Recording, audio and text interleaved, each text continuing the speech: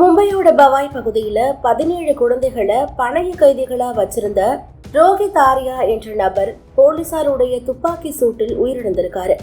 காவல்துறையினரோட கூற்றுப்படி மீட்பு பணியின் போது ஆர்யா ஏர்கன் மூலமா காவல்துறையினரை சுட்டதாகவும் இதனால காவல்துறையினரும் ஒரு சுற்று திருப்பி சுட்டதாகவும் சொல்லியிருக்காங்க. இந்த சம்பவம் ஆர்யா ஸ்டுடியோஸ் என்ற திரைப்பட ஸ்டுடியோக்குள்ள நடந்திருக்கு. வெப் சீரிஸ்க்கான ஒரு ஆடிஷன் சொல்லி குழந்தைகளை ஏமாற்றி 8 to 14 வயதுக்குட்பட்ட சுமார் 17 குழந்தைகள் பிணைய கைதிகளா அடைச்சு வைக்கப்பட்டிருக்காங்க. பின்னர் போலீசார் அவங்களை காயமின்றி மீட்கப்பட்டதா தெரிவிச்சிருக்காங்க. பவாய் காவல் நிலையத்தை சேர்ந்த ஒரு குழுவினர் 1:45 மணியளவுல ரோஹித் ஆர்யா குழந்தைகளை பணைய கைதிகளா வச்சிருக்க தகவல் தெரிஞ்சு சம்பவ இடத்திற்கு விரைந்து போயிருக்காங்க. பேச்சுவார்த்தை உடனடியா தொடங்கப்பட்டிருக்கு. ஆனா குழந்தைகளை விடுவிக்க ரோஹித் ஆர்யா மறுத்திருக்காரு.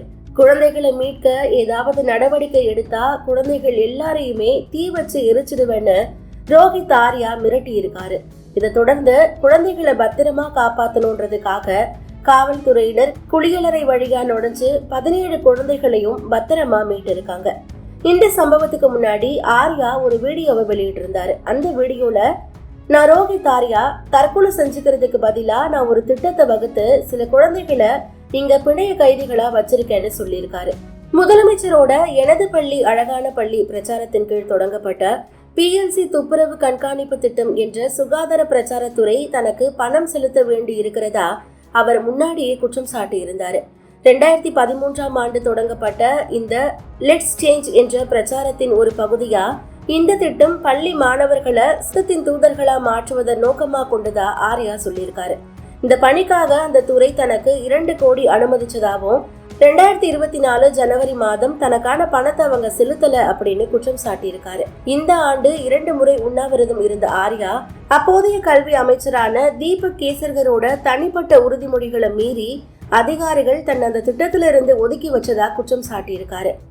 இந்த தொகையை பெறுவதற்காக தான் ரோஹித் ஆர்யா 17 குழந்தைகளை பிணைய கைதிகளா வச்சு மிரட்டி இருக்காரு. இதை தொடர்ந்து காவல்துறையினரோட துப்பாக்கி சூட்டின் மூலமா ஆர்யாவோட மார்பின் வலது பக்கத்துல குண்டு பாஞ்சிருக்கு. சிகிச்சையின் போது அவரு உயிரிழந்திருக்காரு. பின்னர் அவருடைய உடல் பிரேத பரிசோதனை JJ மருத்துவமனையில நடந்திருக்கு. ஆர்யாவோட மரணத்தை தொடர்ந்து மகாராஷ்டிரா கல்வி செயலாளர் ரஞ்சித் சிங் தியோல் இந்த திட்டத்துக்காக ரோஹித் ஆர்யாவுக்கு 2 கோடி வழங்க எந்த ஒப்பந்தமும் இல்லைன்னு தெளிவுபடுத்தியிருக்காரு. ரோஹித் ஆர்யா இந்த பணிக்காக தன்னார்வ தொண்டுதான் செஞ்சாரு. மேலும் அவருடைய பணிக்கான சான்றிதழ் அவருக்கு வழங்கப்பட்டிருக்கு. அதை தொடர்ந்து மைஷாலா சுந்தர்சாலா திட்டத்தை செயல்படுத்துறதுக்காக அவர் அரசாங்கத்தோட பேச்சுவார்த்தை நடத்தினாரு. ஆனா அது நிறைவேறல. மகாராஷ்டிரா அரசு ரோஹித் ஆர்யாவுக்கு எந்த கட்டணமும் செலுத்த வேண்டியது இல்லைன்னு தியோல் மறுத்திருக்காரு.